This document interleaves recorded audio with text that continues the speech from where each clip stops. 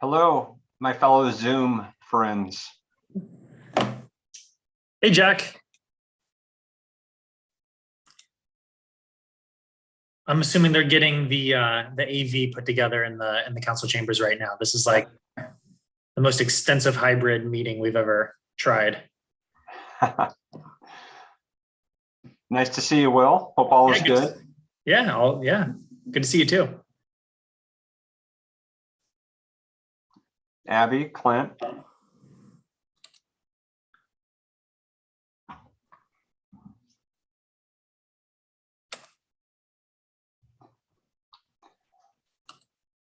Feels nice not having to have a mask on.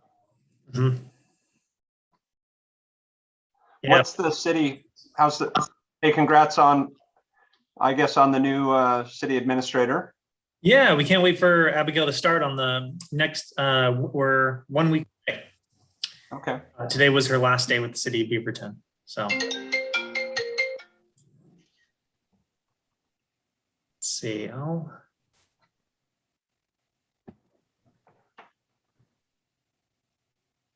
Hey, Will, doesn't the space bar unmute it temporarily? Temporarily, or at least it used to. Sometimes I'm gonna try it again. It didn't.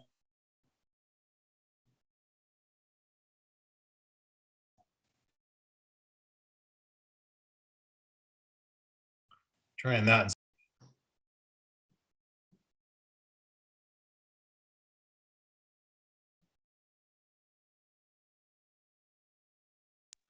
There's the space bar. Yeah, that's working. I had to turn it on with another keystroke. Every so often Zoom does an update and then different buttons do different things, it seems like.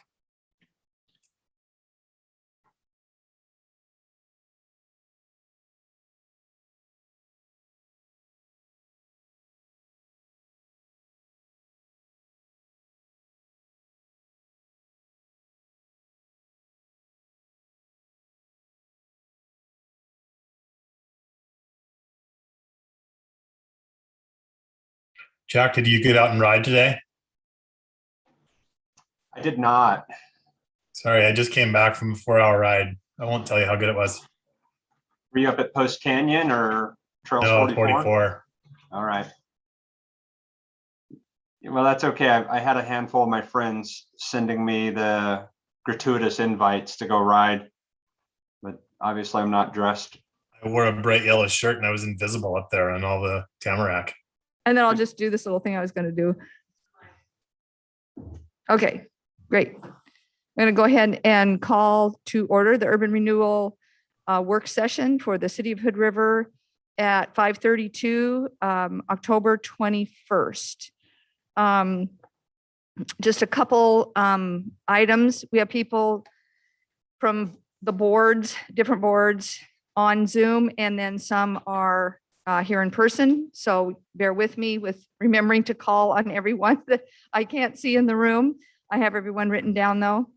I might need to take a phone call for a medical thing for my mom during the meeting. And if I do, I'll just excuse myself. So I just wanted to let you know about that. And Eric does need to leave a little bit early. So he's gonna, and you guys need to leave a little bit early too. So you guys can just scoot out and we'll just note it what time it was during the meeting. So you guys can just scoot out when you need to. All right, great. We have one discussion item, which is a really exciting discussion item that has taken us years to get to this point, but oh my gosh, I'm really excited that we have some pictures. So the Heights preliminary design concepts and evaluation criteria. Dustin? Thank you, Mayor. Yeah, tonight is the purpose of this workshop is to do some preliminary looks at the first concepts that you have built upon phase one of the Heights Urban Renewal Project and Streetscape Project. Within your packet that you have included, it includes a number of concepts that reflect the current TSP, as well as some preliminary evaluation criteria that will allow you to, that we want you to take a review of tonight. Joining us from across the Pacific Northwest are some of our project consultant team. We have our MIG team, DKS and Associates from Traffic, Klein and Associates for engineering, all here. I think Nathan Polanski is going to kick us off and lead us through the presentation, which is included in the slide deck that you also have. And we will take some questions, do some Q&A. Again, this is all preliminary work in preparation for discussions with the ODOT, as well as prior to more technical investment in developing this in the third phase, and prior in anticipation of our public outreach and hopefully a public in-person workshop one day that we continue to push and trying to react to our current gathering circumstances. So without that, turn it over to Nathan. Nathan, you can kick it off, and Yeah. we'll try to balance this across multi venues and multiple states. Yes. Awesome. Thank you, Dustin, for the introduction. We're super excited to be here. I hope folks on the board and the advisory committee have had a chance to kind of digest the packet that was provided. We know there was a lot of information in that. We're going to cover a lot of it tonight. We're not going to get into all of the details. We're going to focus on kind of walking through the evaluation criteria, and then kind of the kind of approach for how the project team developed the 3 design alternatives in addition to the existing baseline kind of planned future that's documented in the city's transportation system plan. So I'm going to now share my screen and kind of pull up. Nathan, could you try to speak up a bit? Yes. Thank you.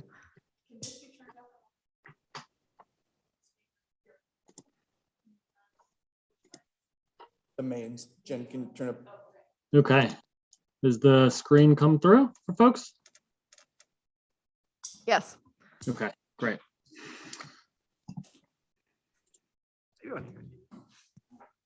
All right, so kind of as I mentioned, kind of our agenda kind of goal for tonight is to talk through the preliminary evaluation criteria.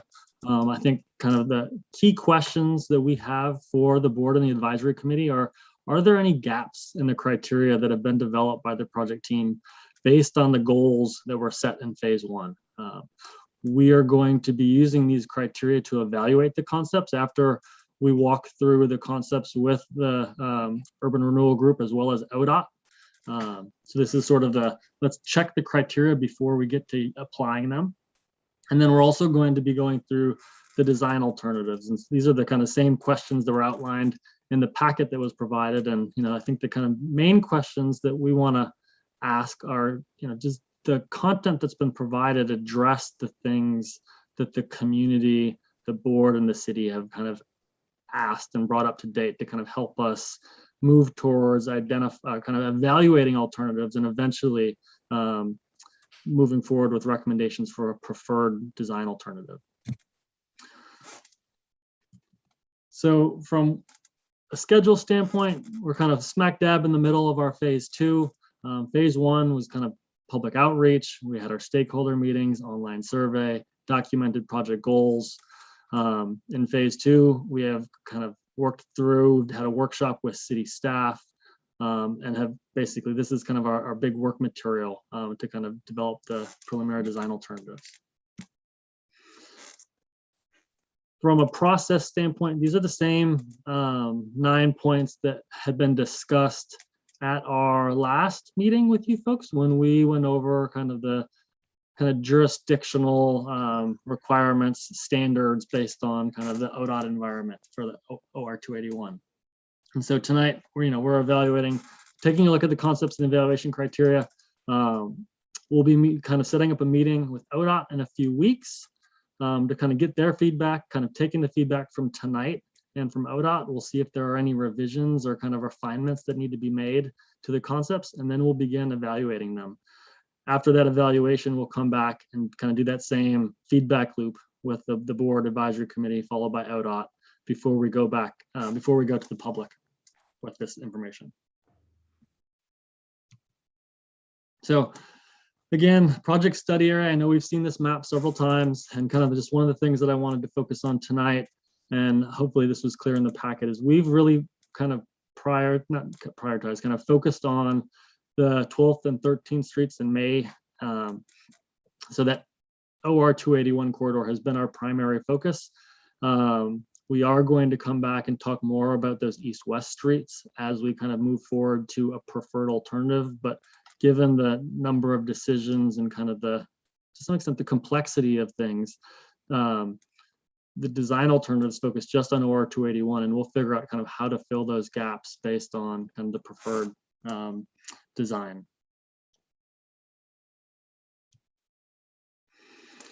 So the evaluation criteria has really been that we've identified is based on the project goals. There were 7 goals that had been identified during phase 1. 4 of those we had identified as sort of a community priority, and then 3 others aligned with the kind of urban renewal plan. One of the things that, was very transparent to us, or kind of obvious as we were going through and identifying criteria, is there are a lot of overlapping kind of statements, goals, desires kind of built into the written project goals here.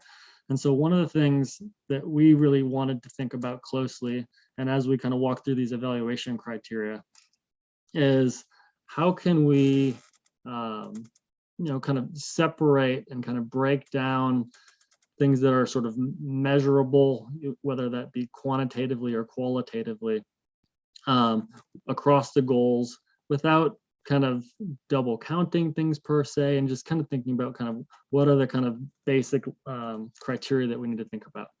And one of those is safety. A lot of these goals, both kind of the goal number 1 and goal number 4, both have safety in the goal statements.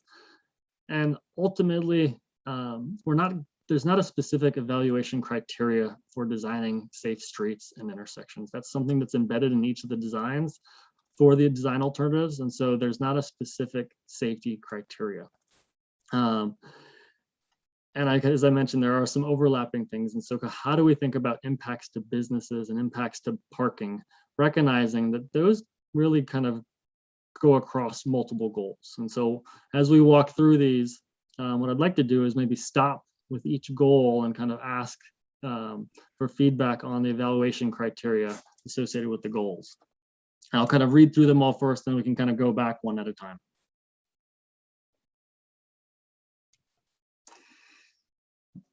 So for project goal number 1 was really focused on calming traffic and improving intersections to improve safety for all users and supporting local businesses. The first evaluation criteria that we've identified with this is related to providing traffic calming. And we're really going to look at, based on the street cross section for 12th to 13th, how does that kind of configuration contribute to slowing cars moving through the heights? And what is the potential when you look at not just a cross section, but across the plan? What is the potential for additional traffic calming? So that's the first evaluation criteria. The second evaluation criteria accommodates vehicular traffic. This is really looking at the movement and capacity of moving cars through the heights. One thing that we would like some feedback on is, to some extent, this is a little bit of a project prerequisite, and kind of how the board and advisory committee want to think that kind of the accommodation and kind of measurement and acceptance for movement of vehicles through the corridor should be evaluated, and should that be something that kind of comes up above the project goals and sort of as a prerequisite. ODOT has set ratios that they require. You can work through that process and kind of get a lower capacity, kind of get a design exception process through that. But that's one that we'd like to talk about. And then improving intersections. What is the kind of intersection design? How is that used from a comfort standpoint for people walking, biking, and driving through the intersection? So that's goal number 1.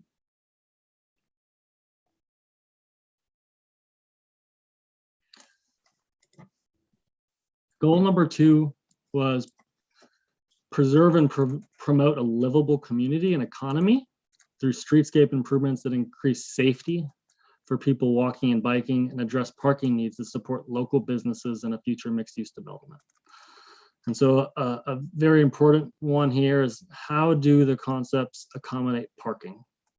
And what we'll be looking at or proposing is, it's both the quantity and the location of parking.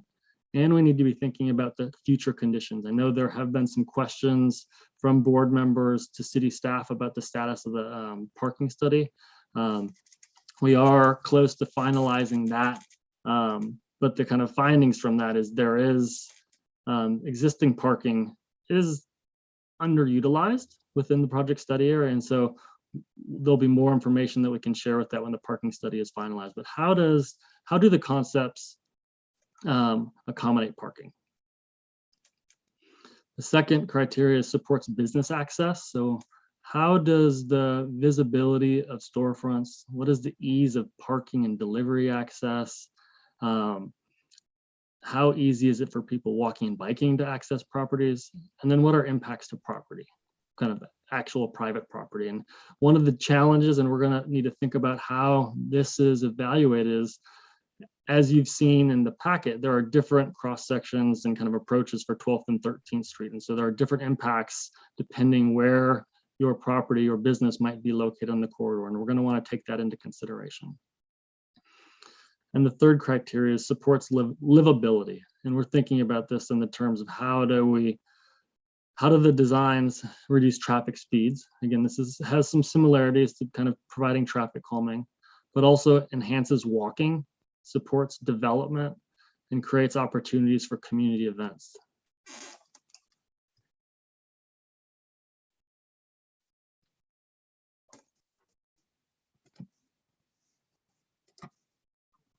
Goal 3 was create an identity for the Heights that reflects the diverse culture and history of the area and as a destination for local residents for goods and services.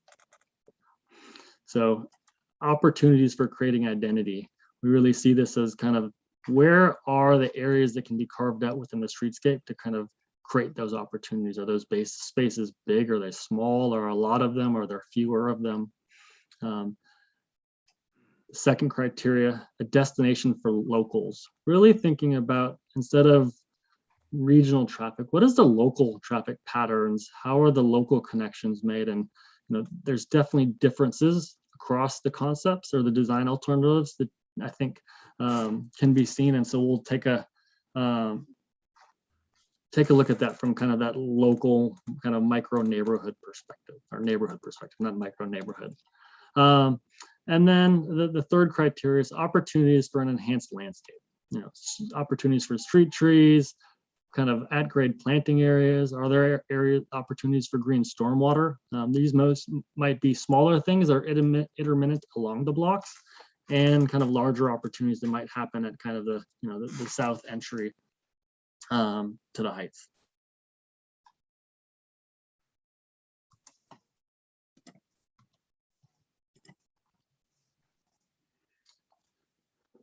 Project goal number 4 was create streets and gathering spaces that provide safe, comfortable places for people walking, accessing transit and biking along and across the corridor, and that connects area of recreation and commercial destinations and neighborhoods. So really thinking connectivity, how is the space provided from a comfort standpoint for someone that's walking? How wide is it? What are they walking next to? Are they walking next to a bike facility? Are they walking next to a travel lane? What is that separation from the various users? And similarly, what is that for people that are biking along the corridor on 12th or 13th or May Street? So again, space available, separation. All of the bike facilities that are kind of proposed within the design alternatives are kind of all ages and abilities facilities. Also, how did the design alternatives align with the Safe Route to School project goals based on the recommendations from that project? We did have a coordination meeting with that team a few weeks ago, and kind of the general consensus was what we had talked through aligned well. I know they were close to wrapping up their project, and so we'll kind of, are there areas that kind of score higher or lower based on that alignment of Safe Routes to Schools? Improves neighborhood connections. So connections to the schools, to the parks, to the trails. How do the alternatives and kind of cross sections provided support that? And then also, what are the connections to the existing or future planned bike routes? Is it going to be easy to transition from a two-way bike facility on 12th to one-way facilities beyond the project area? So those are the four kind of community priority project goals. The goal number 5 was really kind of focused on, upgraded utility infrastructure was kind of the term here. Going back to the goal itself, support existing and future development by maintaining and improving utility infrastructure as part of the streetscape project. So here we're really going to be looking at, based on the cross section, what are going to be the kind of challenges or concerns or requirements to kind of relocate utilities or maintain them in the future, and kind of thinking forward from kind of a capital and operations cost standpoint. Goal 6 was continuous engagement. That's something that we're not going to be evaluating with the design alternatives. It's kind of part of this process that we're going through. And then goal 7 is add public amenities and spaces. And so we really saw this as kind of opportunities for placemaking. And so again, sort of similar to some of the ideas along kind of the livability, but really what are the kind of locations, size, and kind of the number of those areas within the streetscape environment that allow these opportunities for kind of creating something that is unique to the Heights. So with that, I would like to kind of open it up to questions and comments to kind of go through these evaluation criteria and where are there gaps based on the discussions that we had in phase 1 that aren't addressed that we need to consider.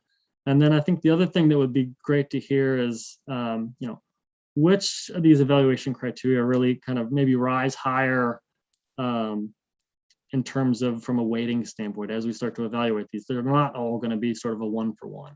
And so what I'd like to do is kind of go back up to community priority goal number 1. It was focused on traffic calming, balancing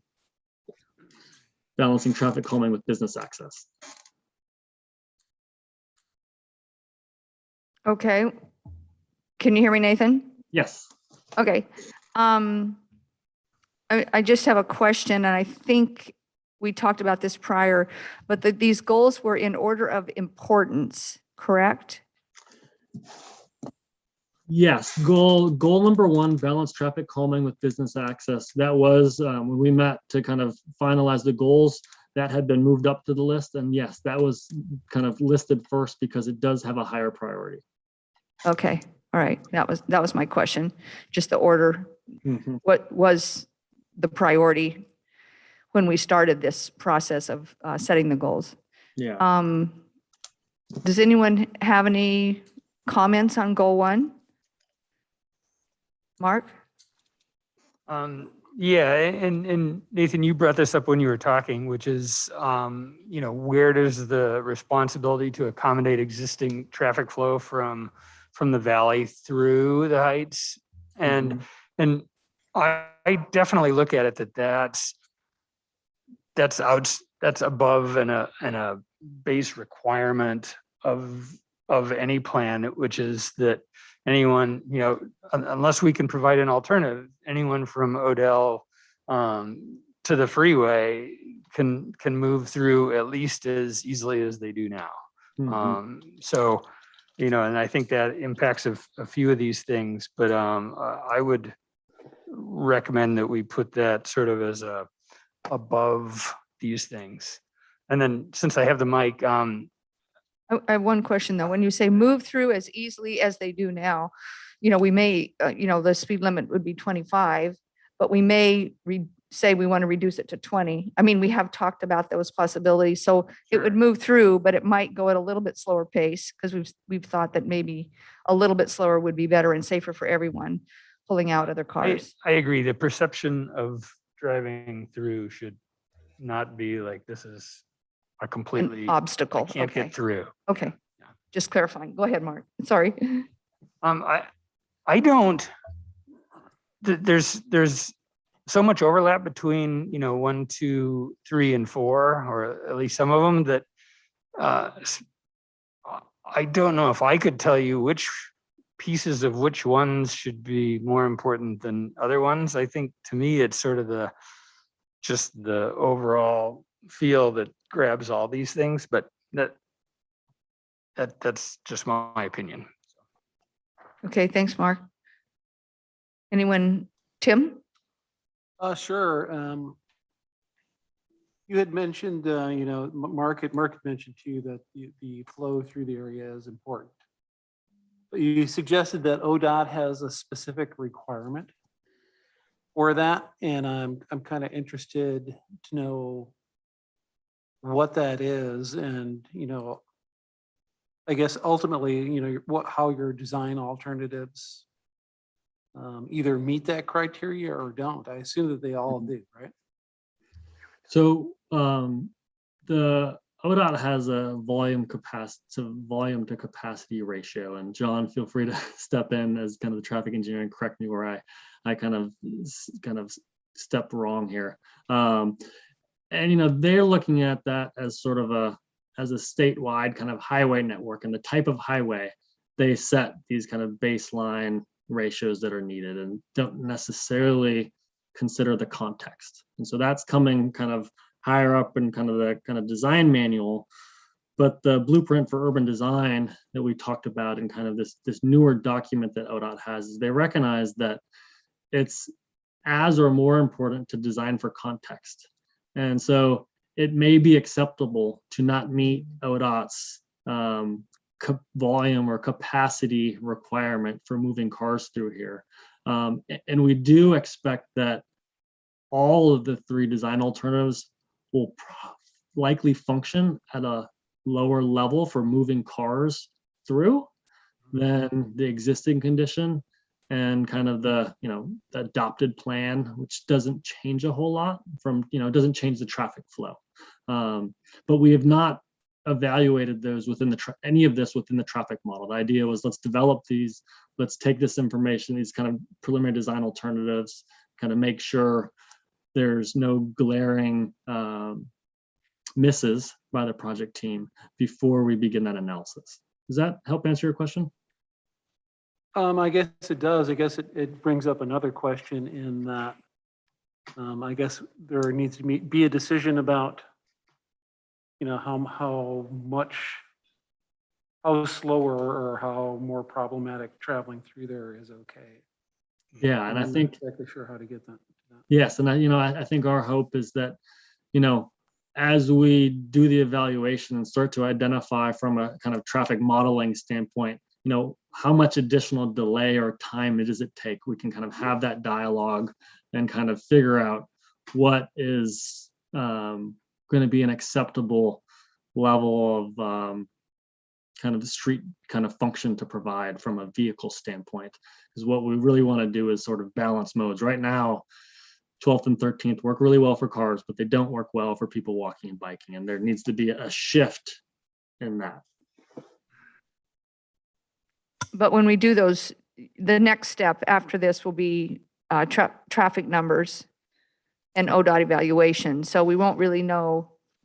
We'll pick a design or a couple designs or a few different things that we like better than others, and then they'll look at those and give us those numbers and say, yeah, that'll still work pretty well, or that's really going to make us snarl. But that will come after. Am I right, Nathan? Is that correct? Yes. So Okay. we'll evaluate. Right now, the plan would be to evaluate the design alternatives as they were presented in the packet, and then come back and kind of say, here's the outcome. And then there's going to be some element of like, well, we really like, there are some pieces of this concept design alternative that work really well and resonate with the urban renewal boards and communities' desires. Megan, did you have something? Yeah, just going off of that, I guess one, hearing you say that we could have results that say like, oh, it might delay traffic by, X seconds or minutes, I think is really helpful for us to kind of have a real handle on what the real world implications are. So I'm excited for that. And I guess I'm wondering, with that evaluation, is it going to be looking at kind of assumed current conditions or some sort of rough estimate of 10 or 20 years from now in increased traffic, or what is the plan for that evaluation? Yeah, the modeling is, it's a, John, if you're on it, I want to say it's the kind of looking at the future projections. And it's a 2039? Yeah, it's 2039? about 20 years. Yeah, that's right. Okay, awesome. Thank you. Yeah, that voice in the background was John Bosket of DKS Associates, our traffic model, for those watching. Okay. Thanks, Jen. I'm going to try and go around the room, and I want to make sure everyone that has to leave early gets a chance here. Jessica, did you have anything? Question on this one, or? I was just going to say, one, I was really happy to see the connection with the Safe Routes to School plan. I like to see our plans talking to each other. And then kind of just what other folks have said. I mean, I know that if we want it to be better for walking and biking, which I definitely do, there's going to be some impact on cars, but how do we minimize that and make everybody happy, I guess, is just in general, a general statement. All right. I don't think I have anything further to add. I'll be really interested in hearing about the parking, particularly on one of the models that has 13th. Looks like 13th Street parking might go away. And how do we mitigate that if that's the model? Okay. Christy? Oh.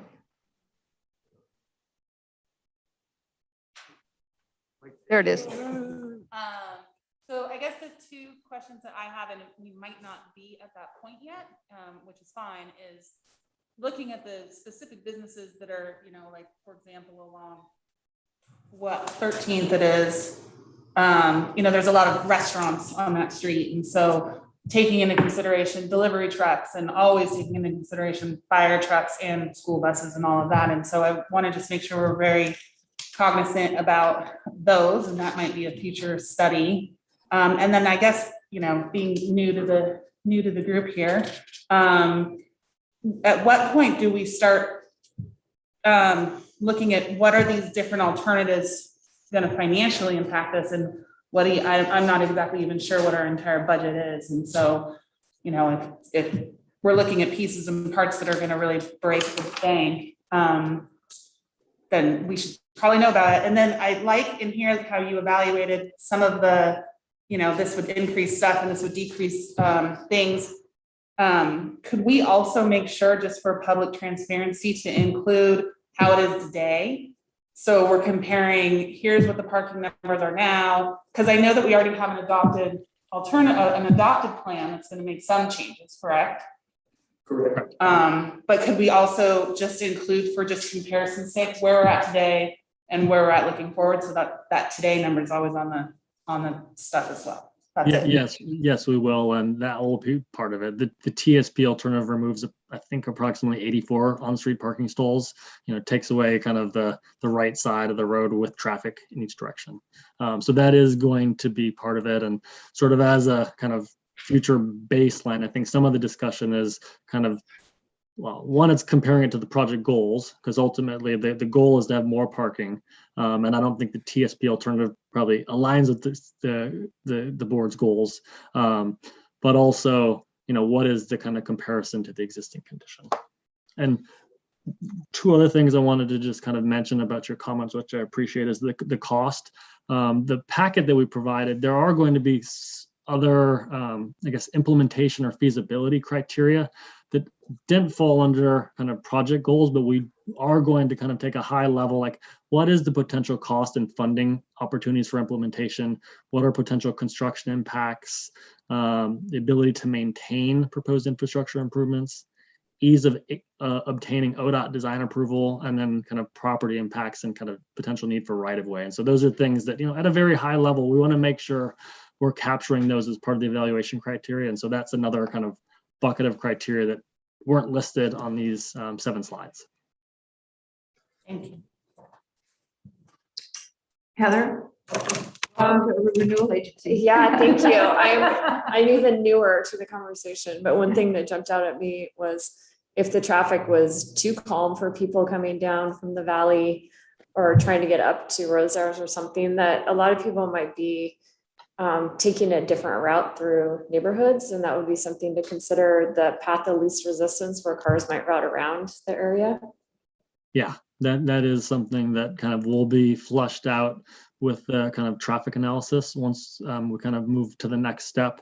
And there is sort of the expectation, particularly with design alternative 2 that goes down to 1 lane in each direction, that there's going to be some impacts to kind of other neighborhoods or kind of routes because of people that are going to try to avoid going through the heights.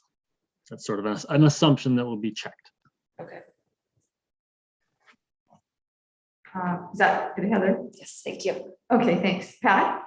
Really, at this time, I really don't have anything that hasn't really been covered. My biggest concern in looking at the options, and as we get into discussing the options, is the parking situation.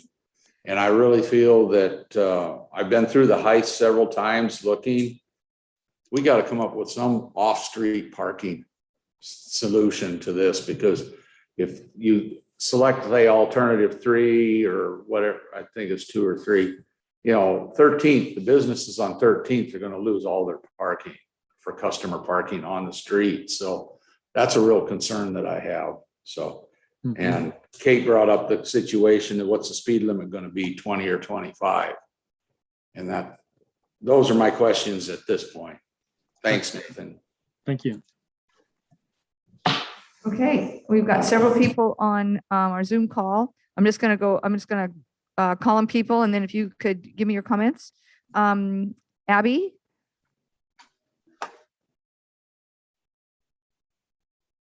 Thank you, Kate. I don't think I have anything to add at the moment. Okay, Clint? Thanks. I'm thinking that the number one, if we achieve one goal and it's the number one goal, that trickles down into all the other goals, in my opinion. I'm just trying to do the math on how many seconds extra it costs you to go 20 miles an hour versus 35, which is what the speed generally is going north on 12th most of the day. But I haven't figured the math out yet. Okay, thanks, Clint. Jack? I just had a couple questions.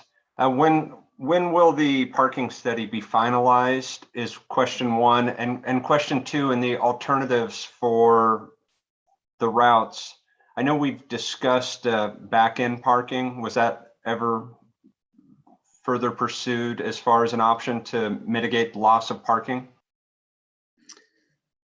So yeah, I think go ahead. Go ahead, Nathan. Oh, I was just gonna say, so the design alternative 3 does show angle parking on 12th, and so that we hadn't gotten into the kind of details. If pull in, is it back in angle parking? We also kind of are assuming, and going back to the kind of previous comment about kind of related to the side street design, and kind of our hope is that there is opportunity to kind of design those east-west streets to help offset impacts on 12th and 13th, depending on what the preferred design is. And so from a parking standpoint, are there opportunities to increase parking on the east-west streets to offset that loss? And so I think that's something that we would look at once we kind of have the kind of preferred design approach kind of direction going. We'll be able to kind of better think about how to figure how those streets kind of work with both neighborhood connections, parking, and circulation. Okay, so for clarification, with the baseline alternative for 12th and 13th, is there just not enough width available to keep 2 lanes of traffic at a bike lane on the right-hand side and do back in or angle parking? Correct. Not enough room? Correct. Okay. Yes.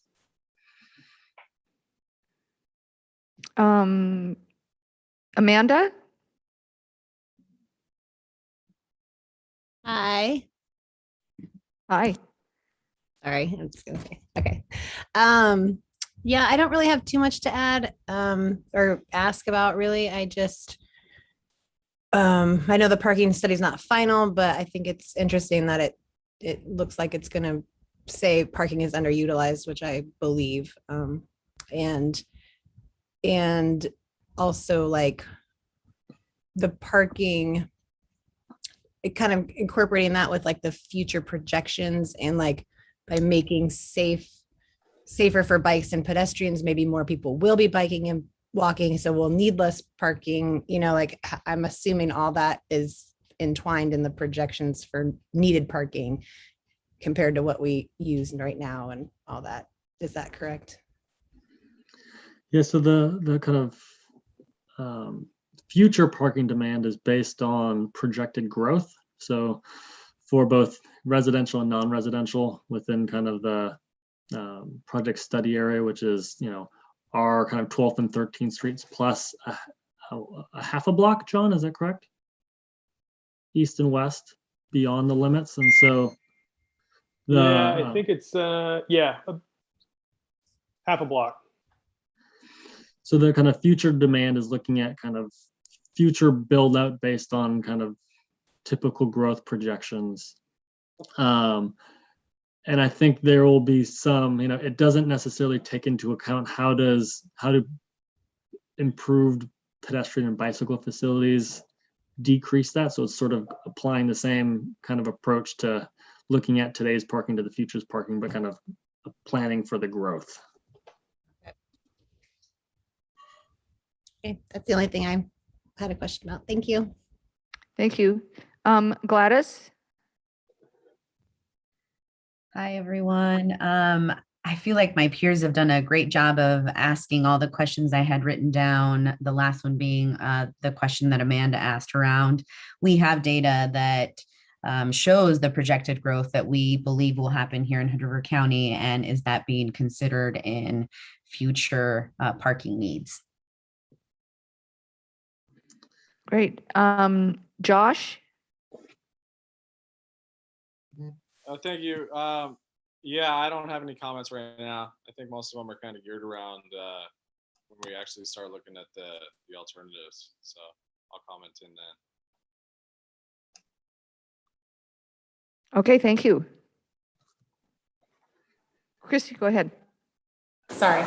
Talking about parking, I noticed in all of the alternatives, none of the east-west streets were considered to be one-ways. And I don't know if that was looked at or analyzed they're pretty short blocks. And has it ever been considered to maybe turn those into one-ways so that we could add another lane of parking or additional parking or anything like that on those streets? Yeah. So kind of diving in, given the kind of broad spectrum of that the design alternatives present, we've tried to kind of focus on kind of the main OR 281 corridor, and we're going to come back and develop kind of designs for the preferred alternative. So kind of how do those side streets support the kind of the larger traffic circulation? Whereas kind of, are there more opportunities to expand parking on one street versus the other? We know, and the Pine to Taylor one is going to be an important connection for people walking and biking. We also know A and Wilson was another one that was kind of east-west kind of pedestrian priority route. And so we're going to be kind of looking at those, but after we kind of move through these kind of higher level structural elements of how the people move. So I think you're saying that we would come up with a bigger concept for 12th and 13th, whatever that might be. And then that might mean that we would, take Wilson and do a one-way, but maybe the one we would pick would say, oh, no, don't do Wilson, do Pine or something like that. So you'll do the side streets would be later potentially. Correct. If we were going to do something different. Correct. Okay.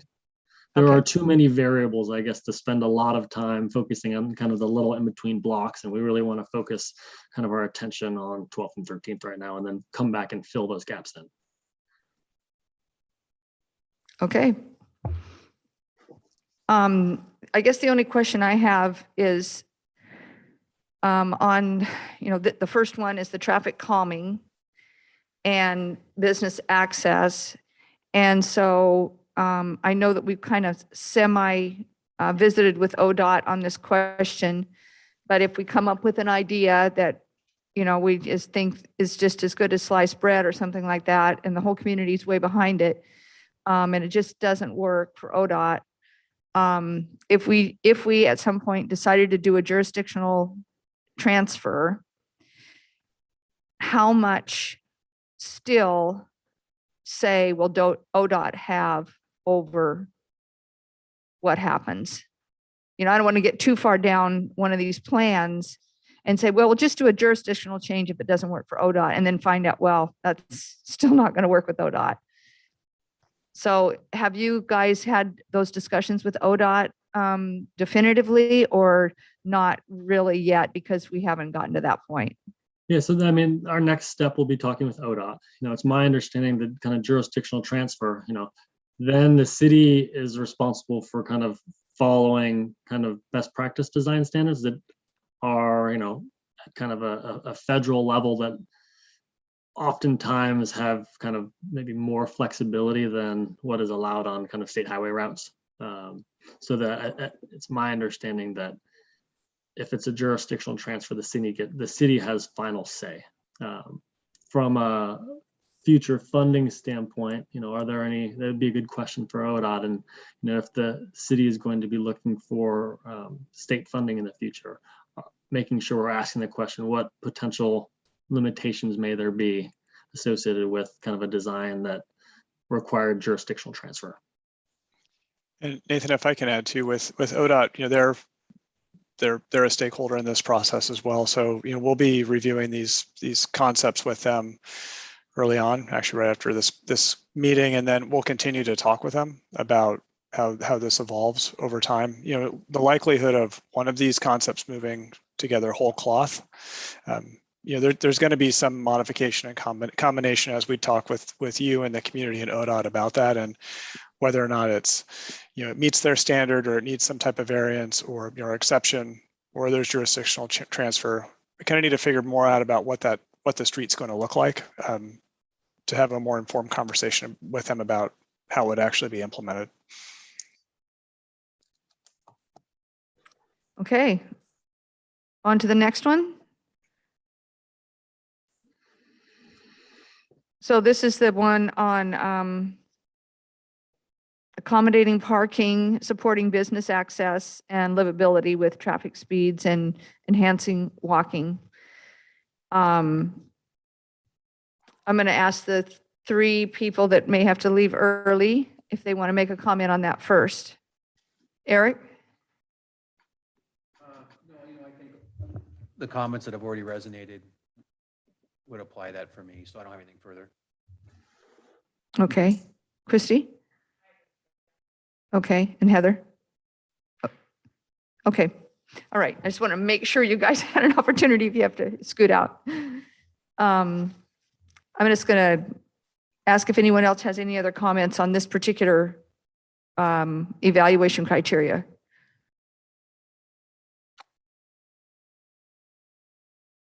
No? Yeah, I was gonna say that my comments were kind of just about all the criteria. So I don't know that I need to go through all of them, but maybe Okay. that was just me. Okay. Okay. Nathan, do you want to go through each one of these separately, or do you want No, to just try and get, you know, in general comment? Yeah, from Mayor, it's people? kind of, it sounded like from what I was hearing that it kind of people were kind of taking a general approach and probably weren't focused just on one in those comments.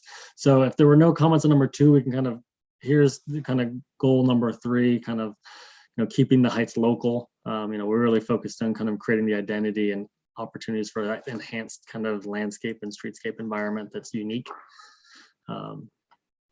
So I guess let's kind of open it up. If there are no comments, we can kind of move to do these kind of quickly one at a time. Okay, is there any comments from anyone that's on Zoom? Go ahead and just unmute yourself and speak up.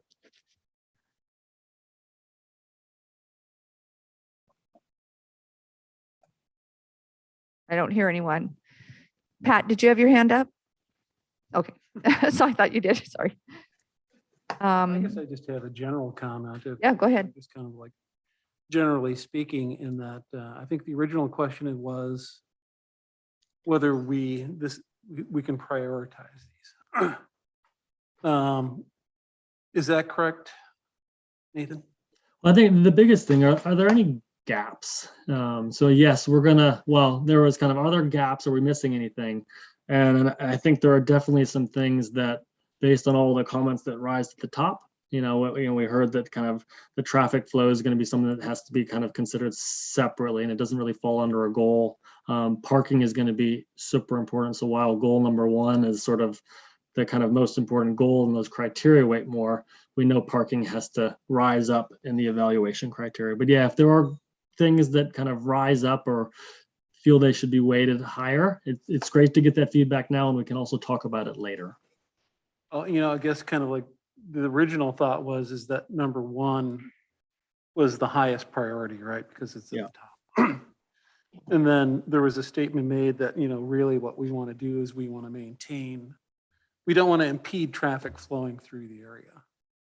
So I guess my comment on that is that I'm hoping that it's more of a balance across all these things. And I think that we've discussed that, but just kind of reiterating that it is a livability issue. It's a traffic calming issue. It's promoting walking and biking, that's part of, what we've said we want for our town. So that's something that we should try to promote, and finding the balance between all these things is really kind of the trick for me. Yeah. Okay, great. Balance. All right. Thanks, Tim. Megan? Going back, Nathan, you'd mentioned if there were any gaps, and I'm hoping it is covered within some of these other goals and evaluation criteria, but I guess like comfortable place for public transit isn't explicitly stated, although that goal, the actual goal mentions public transit. And I don't want to make sure I know you guys evaluated it in some of the, narrative, but I want to make sure we do keep that in mind. Yeah, thank you. And I think that Heather and Christy both brought up a couple things that weren't maybe specifically stated in here, but I think that you had nodded your head that yes, those will be looked at when we do the traffic engineer stuff. The numbers is that people detouring other places that, is that going to make it worse for other neighborhoods? Delivery trucks, school buses, and fire trucks. Are we going to, make sure those can get through? But you said those aren't in here, but those would be checked in the traffic study. Just want to make sure we have that. Yes, and I think those are things that we should think about. I think those are good things, and kind of figure out how we can build these in to the evaluation criteria. And, it's what I'm hearing is all of these things are important, and there are some that are more important than others, but they're all important. And it may be that we just kind of have a few extra ones that kind of maybe don't fall within a certain goal, but we want to kind of see the whole chart and kind of, similar to that preliminary evaluation that was included in the packet. Is there more green? Is there more red? And how do those kind of balance out, and kind of where are they, red or green? Yeah, and with each of these goals, as we do the evaluation, one is there isn't going to be one clear answer. Some are going to score higher than others for cyclists. Some are going to score higher than others for traffic throughput.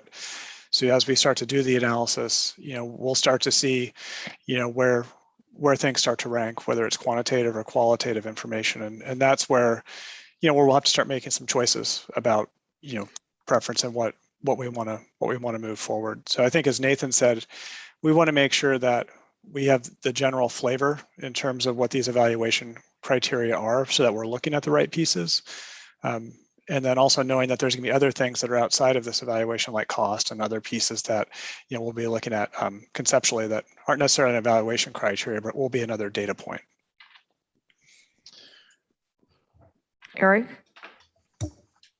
So with respect to this fourth criteria point, I guess, and the question being, are there gaps? I don't think there are gaps, but there's two items that aren't really referenced, and maybe I can just confirm the proper understanding of these. So first, there is this alleyway that has maybe some aspiration of contributing. My understanding is that, or my assumption is that it's probably just not feasible.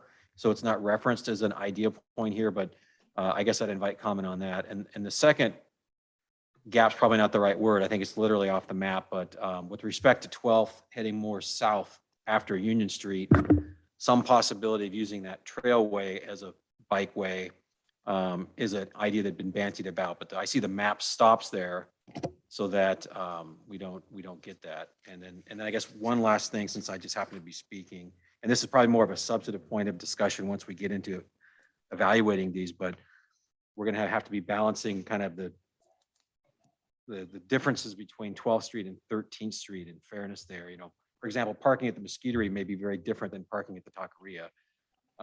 So balancing 12th and 13th is probably going to be a big factor, which is just a comment from me at this point. But I guess my two questions were relating to the alley and south of Taylor. Yeah, so I think the alleys, again, I would sort of, put that in the category of, something that we want to look at and explore kind of with the preferred alternative, and kind of how do the kind of marginal kind of operational and functional components of 12th and 13th, what do they support really well, and how can the alleys support potentially gaps that 12th and 13th don't provide? And so we can kind of develop some ideas for that and have that be part of sort of a final kind of concept. And then, yeah, I think, south of where 12th and 13th merge, I know the south of Safe Routes to School project does go all the way down, and I'm blanking on the street, the kind of signal past at the shopping center. And so I think there'd be a, what is the, particularly the bike facility and kind of that kind of connection for people walking and biking look like coming out of the heights, and how does that align with their connect to some of the recommendations that are coming out of the Safe Routes to School project, and kind of how can we merge that? Thank you. When I said Taylor, I actually meant Union, but I think people probably knew what I meant. Okay. Thanks, Eric. The Zoom callers, do you have additional comments?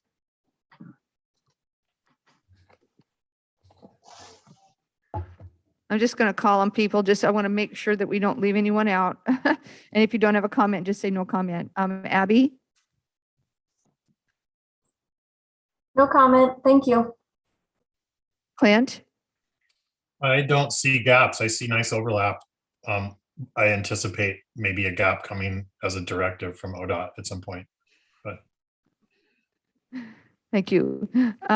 Jack? No comment. Thank you. Amanda? No, I don't have anything else. Gladys? Nothing to add. And Joshua? No comment. Thank you. Okay, thank you. All right, Nathan, I think we've kind of gone through those things.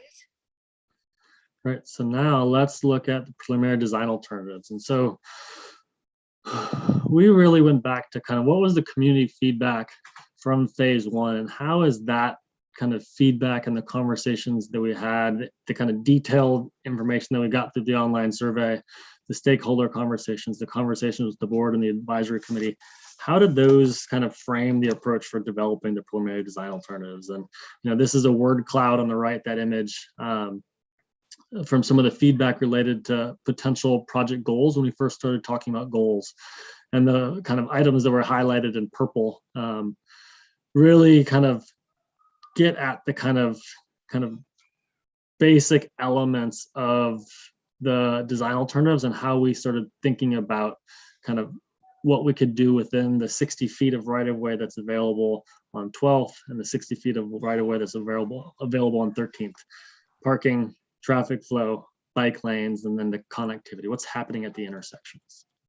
And the other feedback that we got when we were asking specific questions about driving, walking, and biking, and kind of opportunities and needs.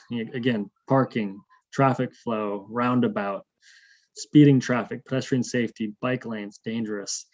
That feedback is really kind of what drove our approach. And so the design alternatives that were presented really focused on that. What is the range of options for providing modifications to traffic flow, improving connectivity, impacts to parking, and integrating bike facilities? And so we're not going to go through all of the details of each design alternative in the slide deck right now. Happy to take any questions that there are.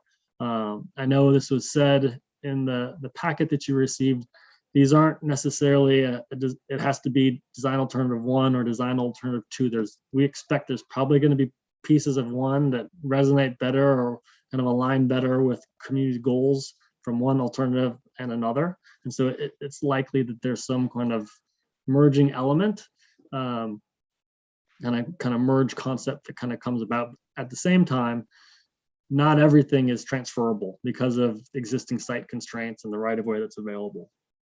So the packet that we provided, it provided an overview of the concepts, gave the kind of circulation diagram that showed traffic flow, parking, typical street cross sections.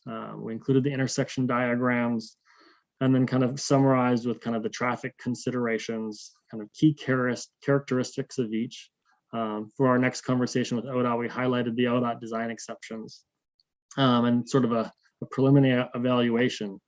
But all of that started with really looking at, how does traffic move through the Heights today, and kind of what are kind of other configurations based on the community feedback that's been provided, not just as a part of the last kind of 9 months talking to our team, but also in the previous 2 or 3 years.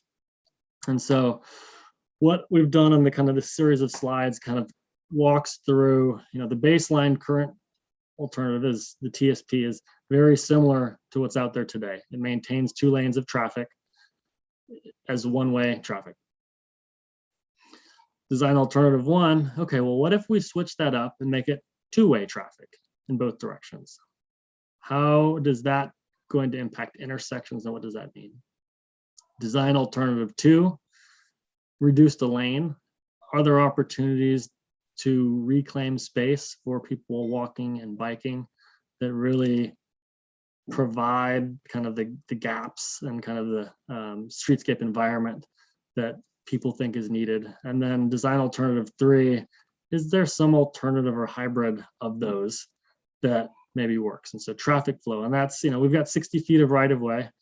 Travel lane is, 11 feet, 10 to 11 feet. And so that's sort of a third of our space.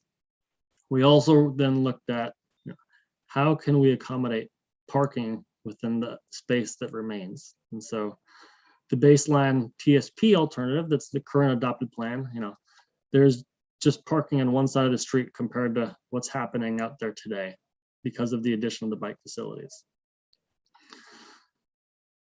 Design alternative 1, well, what if we put all the parking just on 12th Street, and kind of thought about that more as a main street, and looked at 13th Street as really about kind of mobility and moving people driving and biking through the Heights.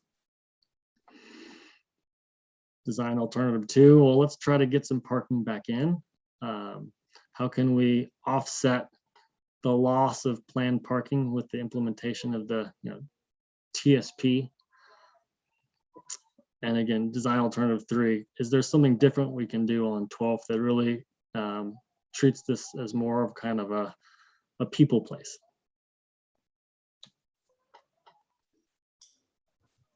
Nathan, can I Yes. just ask, I guess actually more in the driving, but what was the logic of, 2 on design alternative 3, two lanes going north versus 1 south? Do we have data that there is more traffic moving that direction, or? No, the idea was really looking at the geometry of the kind of zooming out and looking from above, and kind of the ability of, and it's sort of ironic because 12th historically was the through town, and then 13th came after. But when you look at some of the kind of, softer turns, easier access for trucks, as vehicles are kind of coming southbound up the hill and they get to 13th and May, kind of continuing straight, that sort of, it felt more intuitive and kind of seemed to work better from a kind of traffic flow. And if we're going to say, let's prioritize one of these streets for kind of vehicles, that sort of felt like the more appropriate or kind of option of the 2. Does that answer your question? It does, thank you. Okay.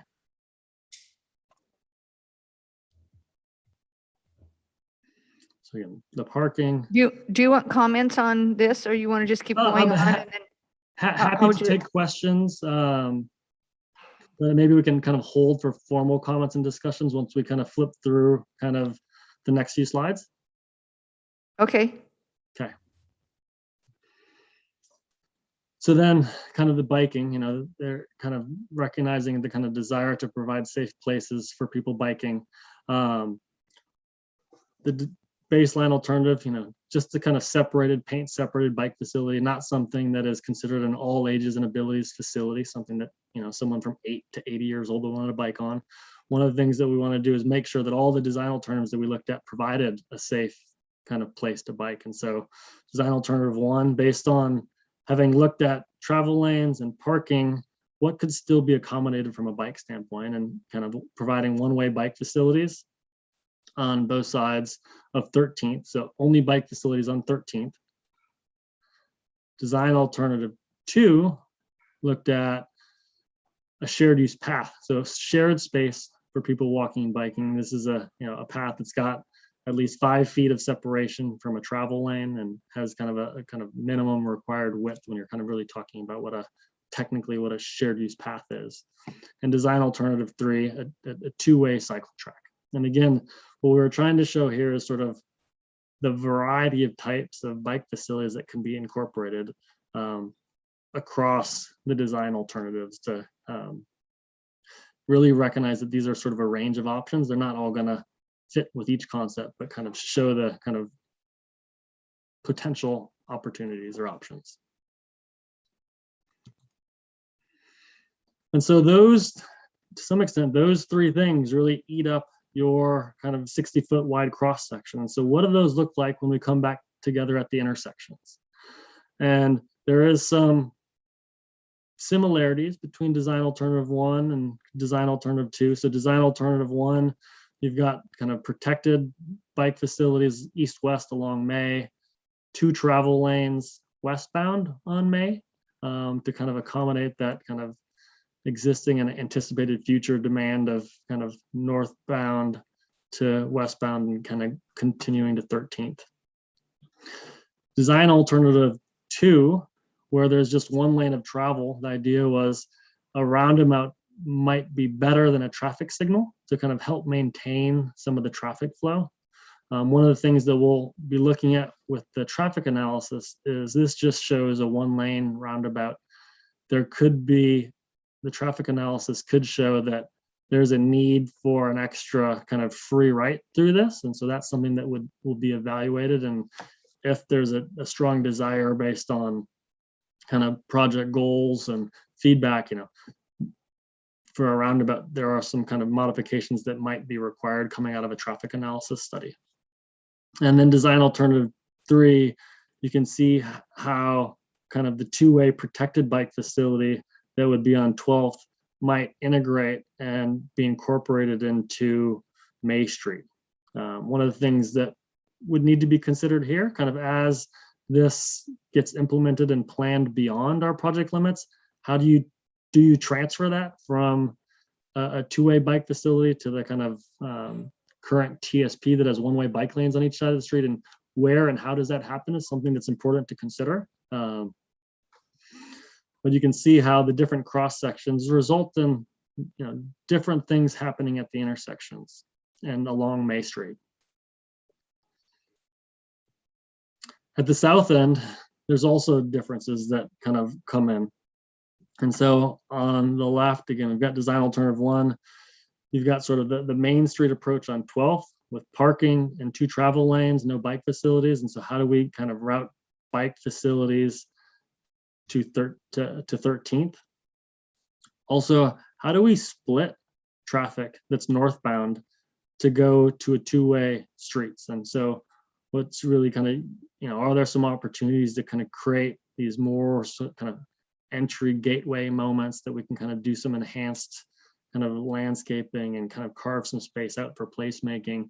Other opportunities to incorporate really slowing people down as they're entering the kind of 12th Street, Main Street corridor. How can we integrate, you know, one of the things we heard, particularly from folks that live south of the Heights is kind of there's not a good crossing kind of anywhere kind of south of Belmont. And so how can we incorporate all of these? We tried to kind of, how can we provide a crossing east-west here before we get to Belmont? And so these all look a little bit different. Design alternative 2. So this is the 1 lane of traffic. This shows a double roundabout.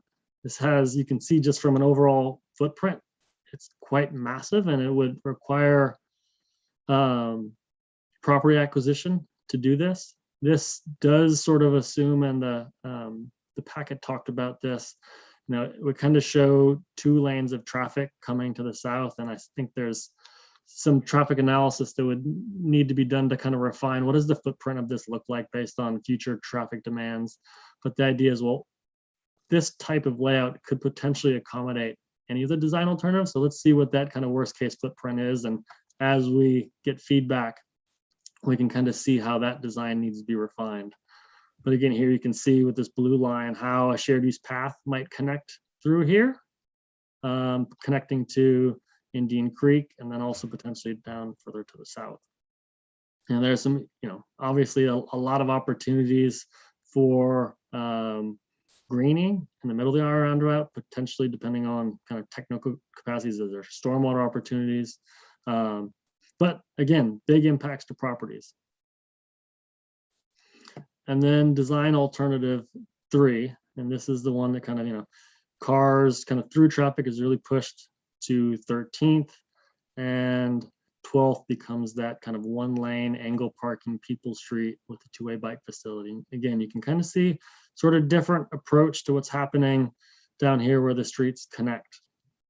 Again, trying to get that crossing in, opportunity to kind of, you know, is there an opportunity to get a median in here and start to slow traffic down entering 13th northbound? And then again, are there things that can be done for people entering 12th?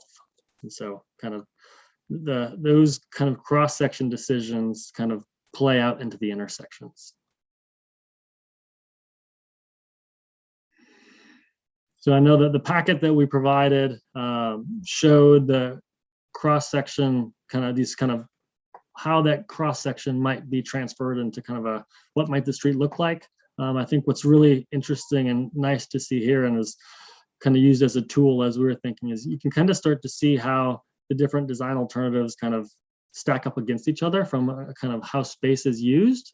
So along 12th Street, you know, design alternative 1, 2-way traffic, not really, you're not changing the cross section of the road. So it kind of functions very similar to today, except it's 2-way traffic. Design alternative 1 really narrows down that to a 1 lane section. And then the kind of People Street and kind of how is space allocated. And, you know, these kind of the parking street and the People Street have sort of similar kind of traffic flow constraints, but kind of the parking has a kind of different impact on this one. And then on 13th, you can see how 2-way traffic without parking and bike facilities right next to it versus this kind of one single travel lane with a shared use path on one side of the street, and really kind of carving out more space for green and people walking. And then at the bottom there, the kind of the traffic street. And so I think these kind of are a nice kind of way to kind of visualize what those cross sections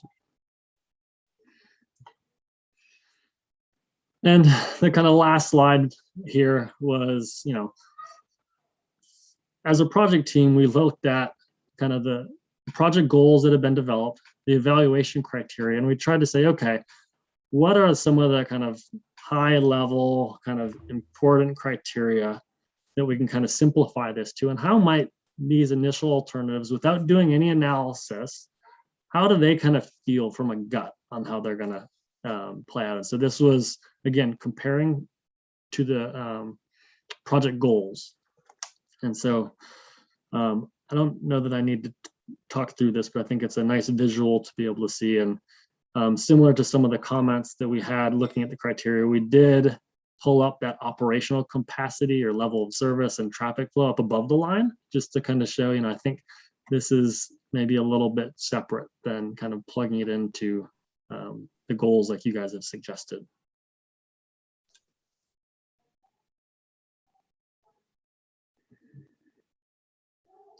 So, you know, where we're going next with this, we're going to get feedback tonight. We're going to be meeting with ODOT, getting their feedback. If there are any refinements that need to be made to these design alternatives, we'll make those at that time. And then we'll begin that evaluation process and kind of come back to the board and the advisory committee. So kind of back to those kind of higher level questions, you know, are there things that we've talked about over the last 8 or 9 months that, you know, aren't included in here? Or are there any things that need more clarity to understand the design alternatives? And with that, I will flip back up to try to find a slide that pictures maybe there and kind of open it up for the discussion. Okay. Those are quite different. They are. All sorts of things going on all of those and very different. So that's good because they have lots of choices and they all have some degree of doing what we want it to do in different ways. So And Chair, that's on purpose as well too. For, you know, these concepts are, they're essentially bracketed, you know, improvements where, you know, single lane one way streets are going to function much differently than say a main street or other elements. So, you know, the reason why all of these, I think, implement what we've heard from the community and from the stakeholders and the board and the committee, but they do that differently, and they are going to, you know, function differently, either from a traffic or a mobility standpoint. And so there are ways to start thinking about different ways to address the same issue. And so that's why you see some pretty big differences between these. It's not necessarily a recommendation for one over the other at this moment. And actually, one thought I had, if it would be helpful to kind of go back to those kind of the main kind of elements of each design alternative and kind of talk to those one at a time. If that's helpful, we could do that as well. Meaning kind of traffic, parking, bike. go ahead, Megan. What'd you say? Oh, I think that would be kind of how my brain was working of here's the different options. We can look at them all at once. Oh, okay. This one that he's got up here. Those ones are the intersection, you know, all of them where I was like, that takes the chunk since we're not saying alternative one is what we want. We want to talk about the different functions. Oh, That okay. makes it's easier for my brain. No. So take this particular thing and then do the May Street intersection and then do the Belmont intersection and then. That's how my brain works. I also, Okay. we don't need to do that since I'm one of, I don't know how many people are left in this meeting. No, I like to personally, I like to separate the stuff too, because it's all, if we're not just going to pick alternative 1, 2, or 3, we need to look at each of the different elements of them, I think. So, and then kind of give our opinion of why we might like something or not like something. I mean, this is just high level. Well, I was going to ask that. I don't get the sense is that the question? Are you wanting us to tell you what we like or don't like about each of the alternatives? Or is it just, how is it packaged for other people to give feedback? Yeah, Correct. I think Go ahead, Nathan. Sorry. you're correct with that. I think, you know, one, we can kind of step through these things to kind of see if there are gaps, but is there anything that, you know, you have heard from the community or we've talked about that, you know, hasn't been considered in the development of these 3 design alternatives? So maybe let's kind of ask that question first. Mark? I was thinking about it with this, the chart with all the dots. Just if we could talk about like, okay, how can we turn yellow dots green and red dots yellow maybe? I don't, and again, sort of like Megan, it's sort of just how does one mentally go through the exercise?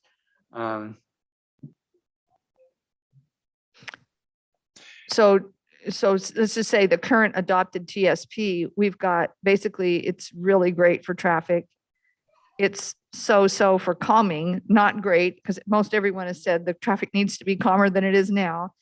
And then not good for any of these other things. Poor. Yeah, and I think that's kind of in alignment with the project goals.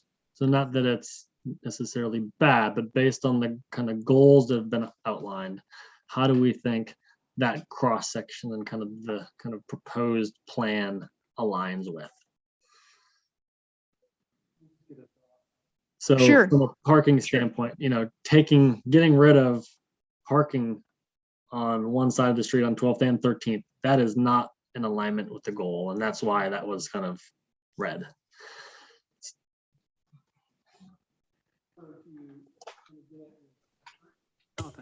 So I think maybe a way to frame this in terms of, input that we would like to see, it's not whether or not you like one option more than the other. It's, as Nathan said, do you think that in general, these options, one or more of them are capturing what we've discussed as a group over the last several months? And does that start to, illustrate what the community has told us about what they want to see on the roadway? Certainly, these concepts, when we get to a recommended alternative later in the project, will be different than what you're seeing on these images here in some fashion, most likely. But I think for tonight, it's really about, are we capturing what we think is the intent from you as a board and a committee, and what the community has told us, both in the last survey as well as the stakeholder meetings, because there's going to be a lot more time and information coming forward as we start to evaluate these alternatives, that we'll be definitely getting into the weeds on how they actually function and what we really want to focus on in terms of use and functionality. Tim, did you have something? Yeah, and I think you just addressed it in that, really kind of what's lacking in my point of view is the additional information from the traffic study and the parking study. And so, if we were to actually be making choices about these, we would obviously need that information. Yes. Yep. So, and then I'm like looking at these green and yellow and red dots, and without that context, it's kind of hard to make sense of all of that as well. And just to kind of bring that point home to those green, yellow, and red dots, those are our kind of assumption based on professional judgment, kind of how these will start to function. Some of those colors could change a little bit, from either traffic, or they could get better, they could get worse. But those are us putting these concepts together, then looking at them, from 10,000 feet based on how we think they might perform. And so it's just a way for us to kind of help discuss, kind of the key differences between these concepts. Thanks, because I think people look at the green and red and yellow dots and take them very literally. Yeah, they're just for discussion purposes, particularly tonight. We'll get more into detail once we get into the analysis, and that's what we need your input on tonight is, are these concepts good enough to take into actual alternatives analysis? And I think when you get to the analysis, when you talk about, how much traffic will go through and how fast will the traffic be able to travel, those are things that people want to know about. How many parking spaces will be removed in general and, in the whole Heights area. And some people might be more concerned about 12th Street if they have a business there, or more concerned on 13th Street if they have a business there. Yep. But as a whole, I mean, we're trying to, this is a big picture here for everyone in the whole community. How much parking do we have now? How much parking will we have if we do this? How much parking will we have if we do that? So I think kind of until we get those numbers, go forth and, get us more data. Others? Jessica or Mark, did you have anything else? I had some kind of, I guess, general comments then to share. So one is just like looking through all this as a whole. Some of the more modern bike things that we don't have in Hood River, I think, or some of them I've seen in Portland, but some of them I was like, I don't even really know how that would work. So I think that could be helpful, like when we're at least presenting it to the public, to give more information, like the 2-stage bike turn box and the bike traffic signal, bike ramps at the roundabout. So just some information about how that works. That was kind of hard to tell. I think this does address what we've heard. I think some more ability for like gateway elements or placemaking. I think that's a little hard to see how that would work in these, except for like it with like the really big roundabout. And I guess just a general comment is, I think in some ways it could be good if we do talk about reducing parking on one side of the road, to maybe pair that with talking about increasing road crossings. So it's easy for people to park on one side and get to the businesses on the other side. Because right now that would be extremely difficult with all of the crossings that have been taken out. So just to say that pairing those concepts, I think would be helpful. No, I'll back that up completely. I think talking about what parking actually means is important.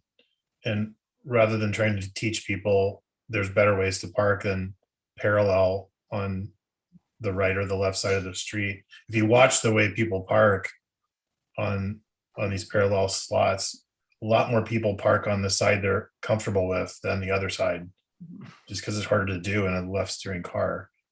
And using a new type of parking to help divert or slow the traffic or calm the traffic, to take those long sight lines away, I think would be really beneficial. That's something that's been ticking around in my head since Dan Burden gave his talk, with some examples of changing that long straight street between the two, between May and the Y at Belmont, changing that from this long view of disappearing sightline into something that you can't see. So you naturally slow down because you're going to have to veer a lane in the middle to stay in your lane, if that makes any sense. I have a quick, just for clarification, the alternative design ideas, I want to make certain that anything that you lay out as an alternative would accommodate emergency vehicles as well as larger semi trucks. Have you taken that into the design equation? Yes, kind of lane widths, and that will be, well, I'm sure ODOT will have questions, but yeah, the narrower streets, the kind of one lane street does have wider lanes. It's something that we'll want to review with ODOT, get feedback from kind of, fire, police, kind of safety, kind of emergency services that operate within the city. And the other thing I'd like to suggest that's part of this 12th and 13th project, I know you said that the through streets we're kind of focusing on 12th and 13th, but it's going to be a difficult pill for businesses on those streets to swallow, to lose parking, unless we could show an opportunity of increased parking, or at least a net zero of parking on those side streets. And I wanted to make a comment on that. On the on the hybrid design, you had only one lane of parking on 13th, and you had it on the east side of the street. And I don't know, I just thought it should be on the other side. I thought it should be on the west side, partly because there's a lot of businesses there, at least currently, that people park at, and there's already a lot of parking lots on the other side that people can park in. Plus, you have the side streets that aren't, for the most part, residential. They're already commercial, that people can park there. You wouldn't be interfering with residences. Where if you put the parking on the other side, if you put it on the east side, then people may park in the residential area instead. So I don't know if there's an opportunity to switch that. That was just something I thought might help the businesses, help people not cross the street so much walking, because that would be a traffic street, and would help the residential area too. I don't know if there's a problem with doing that, but that was just my observation. And that's good feedback. Yeah, I don't remember offhand. I know there was sort of this kind of thought that, having it on the east side means that if people were parking there and wanted to go to 12th, they wouldn't have to cross the street to get there. And so that was sort of, I think, maybe one thought process, but yours is an equally or better good kind of thinking about it the other way. Yeah. I think if I can add something here, I think it was for the safety of the shielded bike lane as well, the way it would feed into May Street as well as further down. The parking? yes, I think the, on 13th Street, having the parking on the east side puts the bike lane on the west side in flow of traffic, which would feed into the next traffic signal or potentially a roundabout. And having the bike lane on the having the bike lane on the west side of 13th and on the east side of 12th. Well, this has all the biking on 12th, no biking on 13th. Is that correct?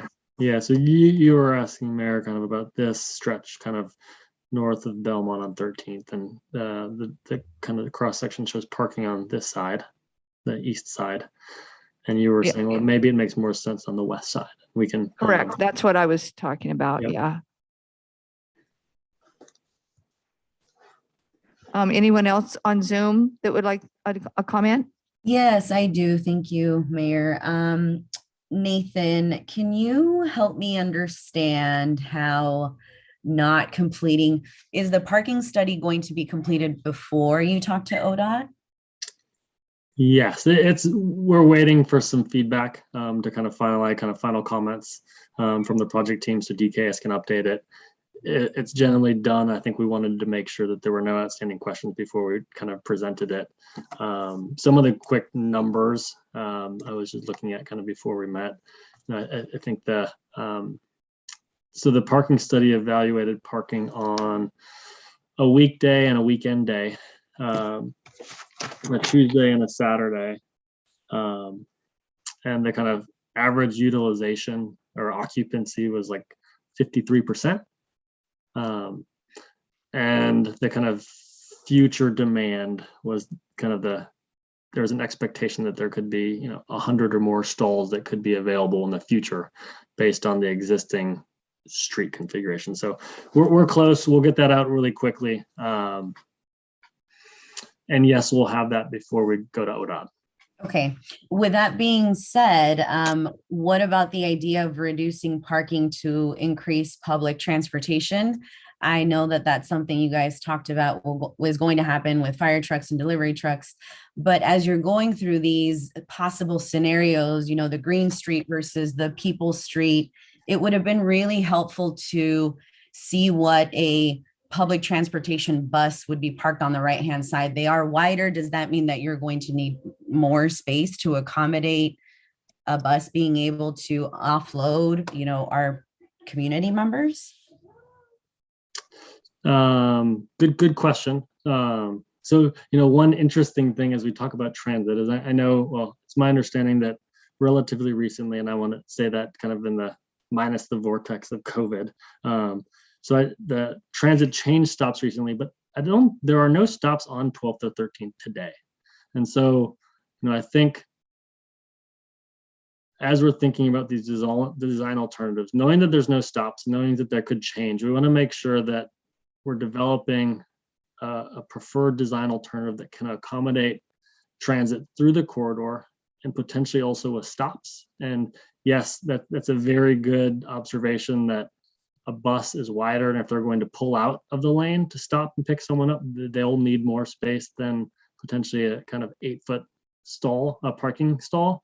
But there might also be the preference to kind of stop in lane in those moments. And you guess there's kind of traffic back kind of delay that happens with that. And so as we kind of round back up, after we've evaluated these and kind of checking with stakeholders, I think that's a conversation that we want to have with them and kind of get their feedback.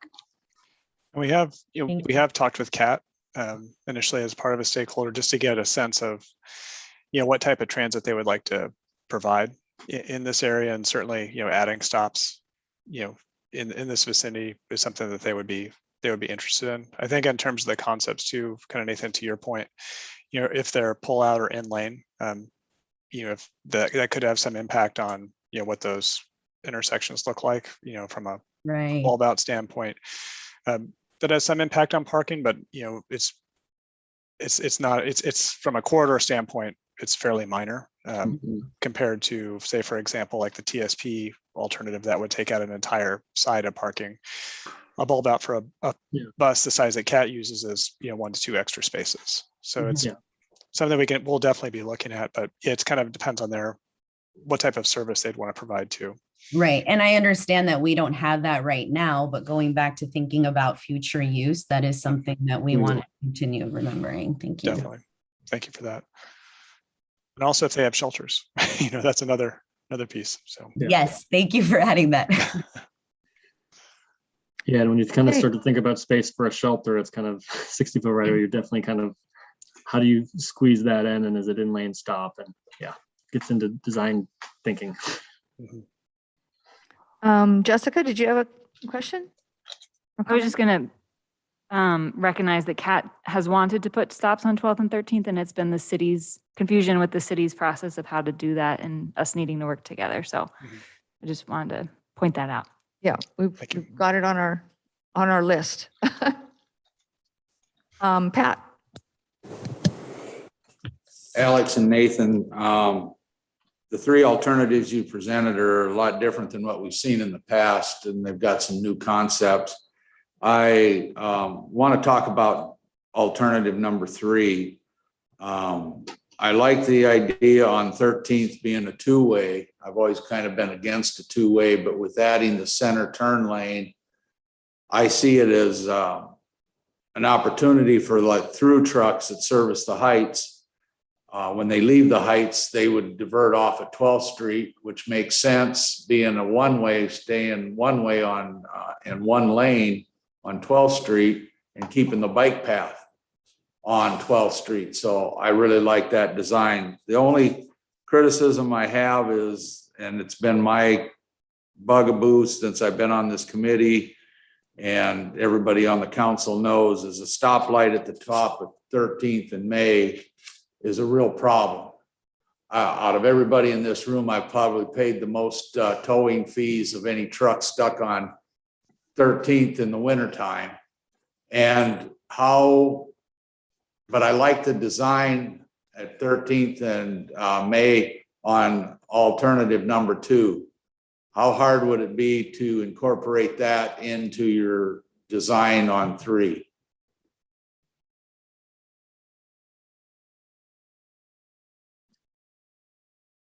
That, so kind of having basically one-way bike facilities instead of the 2-way. Mm-hmm.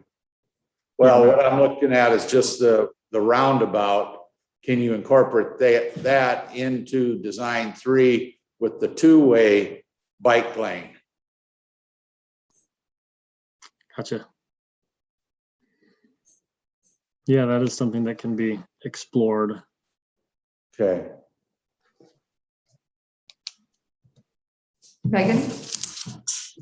Pat did a pretty good transition to mine because I just a couple of flags within all of these, and I think a couple of them are on this slide that we're on right now. So yay.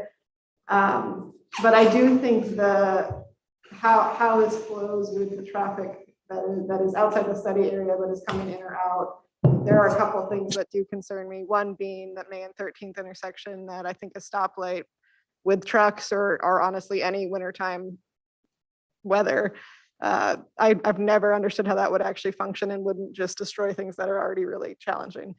So I would really love to see in anything we're doing that it is a roundabout and not a light, unless you can show me some data that says we can somehow function in a way that we're better than today. Heated street. I mean, I'm down. Let's do it. But I mean, that's even like when the other May and 12th to the north end got rid of you can take the right turn without stopping. Like I had to stop driving on that road in the winter because my car couldn't handle it. So that's just a flag. And kind of in that same thing, it's, what is it? Design alternative 2, May and 12th.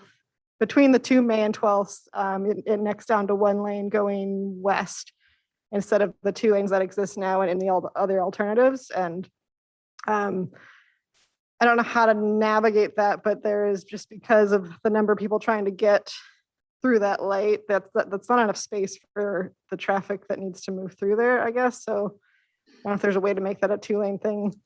Yeah, and that's one of the things that we'll be looking at. I know we've already kind of been talking about internally as a team with John, is kind of, is a single lane on May realistic to accommodate the traffic volumes? And I might have said this kind of, and probably wasn't noticed, but like, there could be a possibility to, do we need another lane, and does that need to feed into kind of that free ride? And that'll be something that kind of gets flushed out with the kind of traffic analysis for the operations of a roundabout at 13th and May. Yeah, Sure. and I don't know, this is well beyond my knowledge of streets, but even if it's 2 lanes at the light and then goes down to 1, there's just not enough storage capacity for more than 3 cars between the one 12th in May and the other 12th in May. Yeah. As someone who drives that road a lot.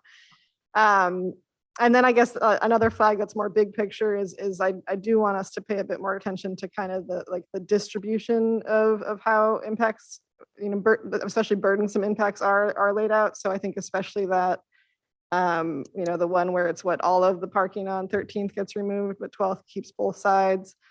That definitely is a flag of that just seems really hard to actually navigate. And so I don't know, in that particular one, is there a way that the bike lanes get split? But just in all of these, are we creating places where a quarter of the businesses in the Heights get completely screwed over, but everyone else does okay? Versus does everyone get a little bit hurt, but they're all mostly okay?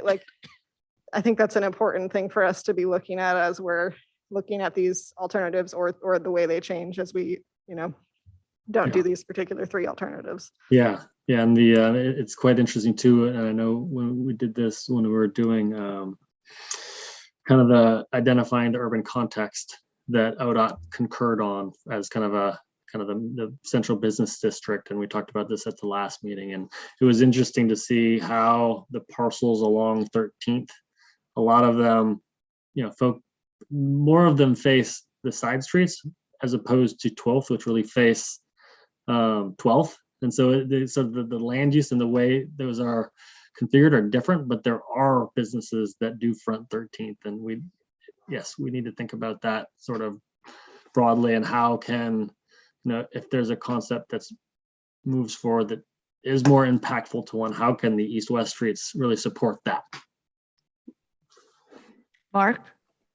I think a few of us has mentioned it, that punting on presenting parking plans for the middle or off-street parking, all we're going to do is get people excited because they see what went away, but they're not going to see what got added, and then that's going to suck all the oxygen out of the discussion. So I would strongly encourage you to look at how doing angle in parking on, one ways on the side streets or whatever sort of makes it a net zero situation.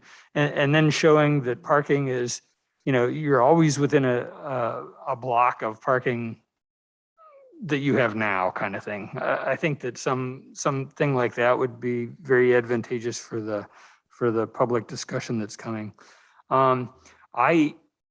I love alternative number 2, but I also don't see how it's gonna work for flow. And if it isn't gonna work for flow, if it just plain isn't gonna work, I question whether we want to present something that won't work, right? To the public. I would, and this is sort of the which chicken and egg kind of thing, maybe, as far as when do we present stuff to people. Maybe there's things in 2 that we can move into some of the other alternatives. And then lastly, You're talking about the flow on number 2 being because it's only 1 lane going. We've Yeah, okay, instead of 2 like we have now. All right. I'm more optimistic for option 3 meeting the requirements. And like I said, I love 2. And if we weren't a connector between the valley and the freeway, I would, be waving the flag for number 2.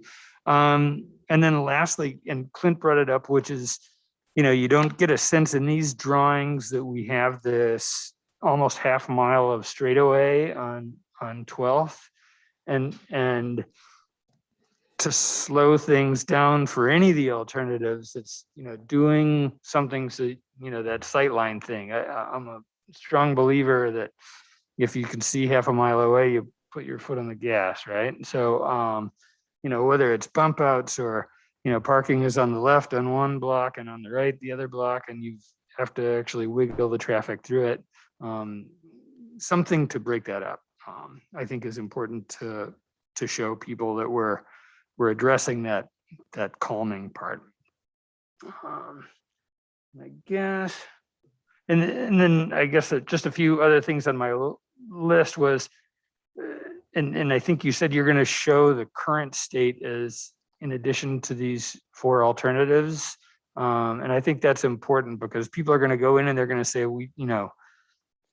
the TSP alternative isn't current state, right? It's a possible version of current state. But I think people are going to want to see what they have now and then compare to that as opposed to some possible alternative of now. Let's see, that's that one. And then I'm sort of optimistic that there's a lot we can do for parking, whether it's, the east-west streets and angle in or off street, like Pat said, or things like that, so that we can, get to, a 20-year parking thing. I guess I'll stop there. Thanks, Mark. I love the idea of the roundabouts. I don't, but I also like number 3, the way that seems to work as more of a throughfare, as Pat had mentioned, for 13th, and then really slow it down on 12th. And if you're just going through, you just go on 13th. And I do wish that it would incorporate roundabouts both somehow at Belmont and May, but with having the way the streets look there in those designs, I don't know how you could do that. I mean, maybe there is some way a roundabout could be used, but I think the roundabouts are more, they just keep traffic moving. And, I'm kind of thinking about wildfire, to tell you the truth, and big power outages, and these lights aren't going to work. And we're going to have enough people trying to go through these intersections, and, whether you have a stop light or a stop sign, you have to stop. And then if there's a big snarl of traffic, that's not good. So, I know roundabouts are more expensive, and if they could be incorporated, I'd prefer those, I guess, somehow. And you already got my comment on putting the parking on the other side. It's partly an equity thing too, because the through traffic would be on 13th. And those businesses that are currently there, it feels like they should have some more parking that maybe would be able to access those. I'm trying to keep the long picture in mind, as Pat has been here a long time too, and Gladys,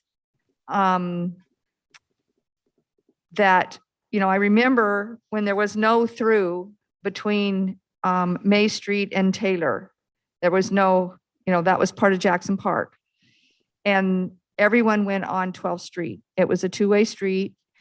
And all of there were no businesses basically on 12th. They were all residential. So everything has changed a lot since I was young. And, we're trying to accommodate for a particular business that might be here today, but we've got to be thinking 20, 30 years from now, when these may be totally different businesses or no businesses or whatever. So, the traffic patterns, when we do these big changes, they're going to be here for a long time. So I don't want to disrupt businesses any more than we absolutely have to. But we've got to keep big picture in mind too. I want to second that, Mayor. That's a really good point. But from a business standpoint, and I'll say this softly so Megan doesn't overhear me, but we're flexible. We can move, we can pick up and go somewhere. But the big investment is the community and the park and the school and the other school and the hospital. Those things are not going to pick up and move. And that's where the traffic goes, and the pool. I mean, those are permanent, long-term Hood River, identity, and Mhm. that's where the traffic goes. Thanks for that comment, Clint.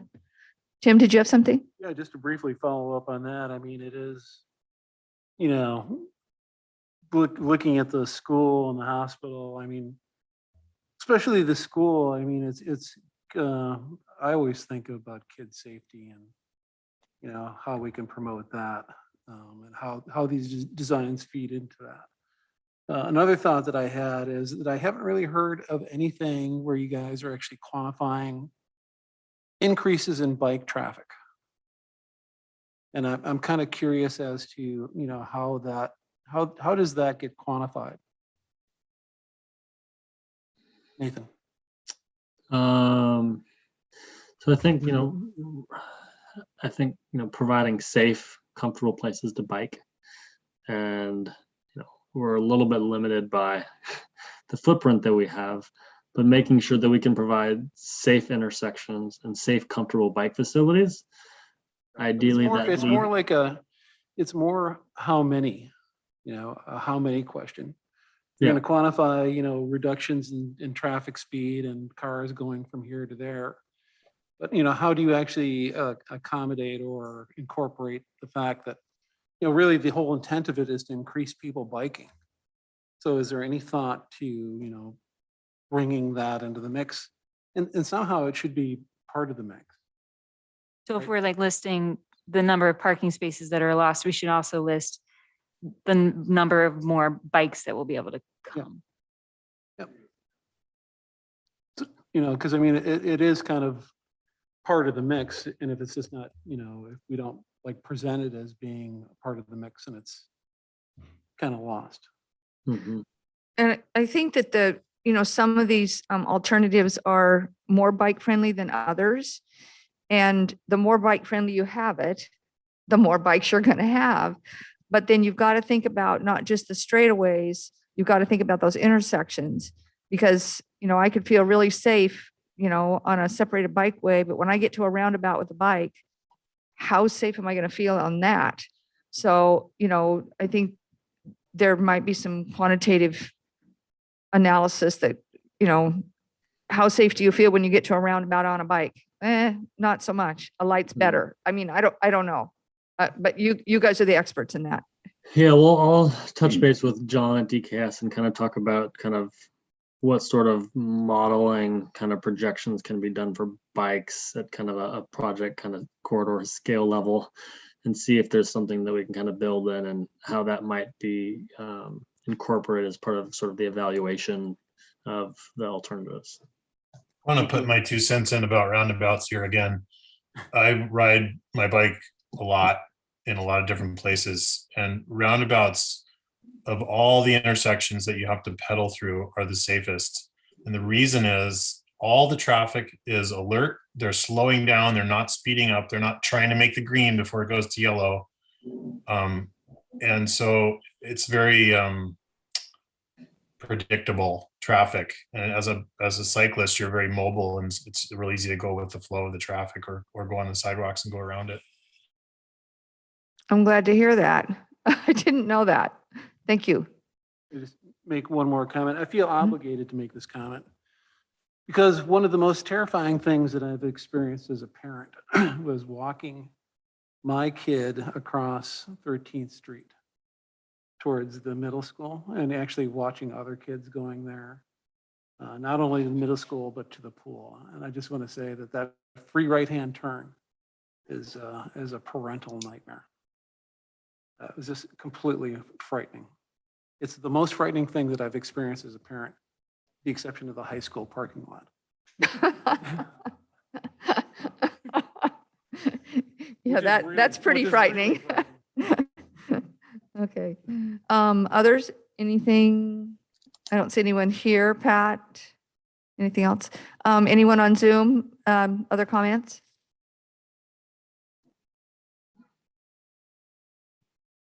I don't hear anyone.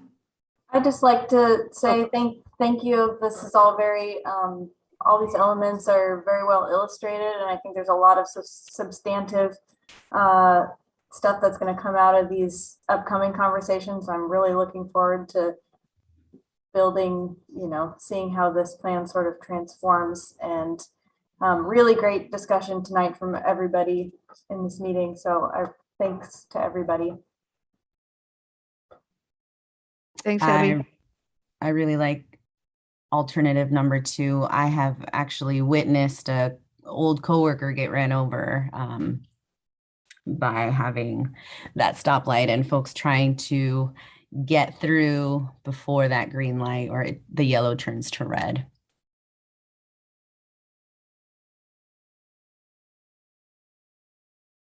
Yeah, I'll also comment in. I think some have already touched on it. I really like the option number 3 for the fact, the big one I think is, keeping the trucks on 13th, two-way travel. I've never experienced or watched a truck try to turn at the T at Providence on 12 off of 12th, but I can imagine it's not an easy feat. But yeah, I would agree with Pat and Megan that having an intersection right there at the top of the hill, if there could be an option, possibly look at a roundabout for alternative 3. They're putting a roundabout in instead of an intersection. I would imagine, looking at trucks again, it'd be pretty difficult to start up on a red light moving up the hill. We've talked about it. It's a pass through for the upper valley to move through, and just having ease of moving down 13th, it seems like that one makes the most sense. And the fact that we're not losing parking on 13th, I can't remember which option it is, but losing the parking on 13th, I just look at those other businesses that are there, current businesses that are there, and the fact that it is commercial, it's zone commercial, and it's continued to grow as a commercial area. So, losing parking there, I think is not thinking toward the future. And also, yeah, I like the idea of moving the bikes onto 12th with that a joint bike path seems to make sense. So, a couple other things that I didn't like about the big roundabout. I know on option 2. I think I look at the, I don't know, I guess it's eminent domain or just purchasing of land, but it just seems like that is a lot of land that we would need to purchase or acquire. And, I don't know the steps to do that, but seems a little more difficult. And yeah, I think that's about it. I did have questions, I guess, since we don't have the parking study. I think everybody's kind of been pressing on that. It would be nice to see in these alternatives, the number of spaces that are lost and gained with those different options. Because I know that, angled parking is probably going to get us more parking, but, how much compared to what we have now. And that'll be a nice study once we have it. So I think that's about it for me. Thanks again. Nice presentation. Yeah, and to your last comment about the kind of parking impacts for each of these design alternatives, that was something that was included in that kind of parking study scope. And so we will, not necessarily within the parking study, but kind of as the alternatives are presented, we are kind of trying to quantify what does converting to angled parking on 12th mean, and kind of what across the design alternatives, how many stalls are we losing compared to existing or compared to the TSP? Mm-hmm. Great, thank you.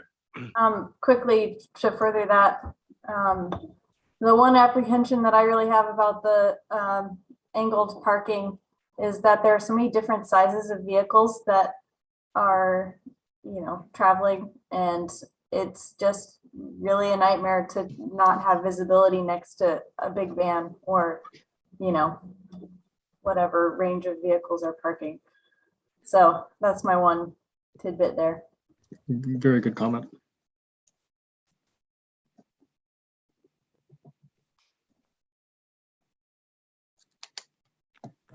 What else would you need from us, Nathan? I think this has been a great discussion. I think we can kind of round back up with the project team, and it sounds like generally kind of what's been presented covers the kind kind of what we've heard from the community, and it doesn't sound like there anything specific that would need to be changed per se, from an evaluation standpoint. And maybe, I guess I would be curious if people agree with that statement. I'd say May and 13th, that's a pretty big thing before you talk to ODOT. You mean Just- whether it would be a light or a roundabout or? Yeah, I mean, and then if we can just allow magic, we don't want trucks to have to stop on the hill. And you know, that hill, when it's busy, is backed all the way up. So it'd be sort of, it wouldn't flow. Let's put it that way.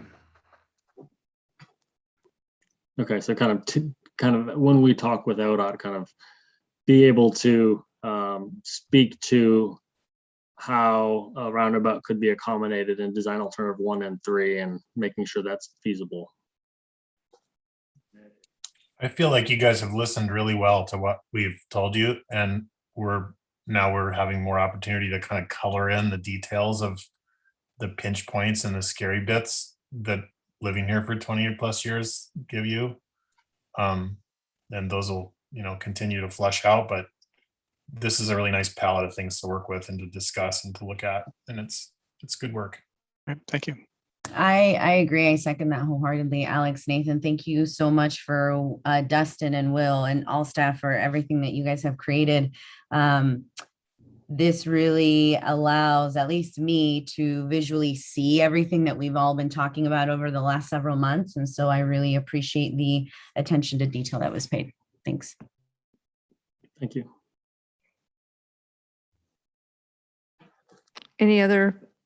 I don't see anyone here that's in person for comments. They're shaking their heads. So next steps, Nathan, what would those be? Where are you guys going next? Yeah, so our next check-in will, with ODOT, I think we're looking at, if there are any refinements that needed to come out of this, we sort of plan that for that. So we'll follow up. We've given them a heads up that we're meeting tonight. So we'll probably in about 2 or 3 weeks, be meeting with ODOT, or actually, yeah, we're kind of planning to give them a couple of weeks to kind of review the packet and then have a meeting with them. And then we would do the technical analysis, that kind of traffic analysis, kind of November, December, and be coming back kind of after the new year to talk with you guys again, and then I'll eventually get to the public. And we're hoping for, if possible, public events, early 2022, hopefully in person, but that's still trying to figure that out. So. And the kind of nice thing, the way the schedule is lined up, is we can do our work sort of all over the holiday period where we couldn't be, we would not want to meet with the public and kind of have those events because people have stuff going on. So that lines up well. Great. Thank you so much. This sounds great. Dustin, did you have anything else to add this evening? No, Mayor, thank you for everyone spending time and your input on this. We really just want to make sure that we've heard the community, and as these concepts develop, that we're trending with what we've heard and make sure we're translating kind of the technical end. So I think this is a great validation and things to look at. So on behalf of the team, thank you all for taking time, and for everyone who joined in online. This has been great and really helpful. Yeah, thank you everyone tonight. Both committees here. This is good to have us all together. Alex and Nathan, and I think our DKS guy was there too. But maybe is he gone?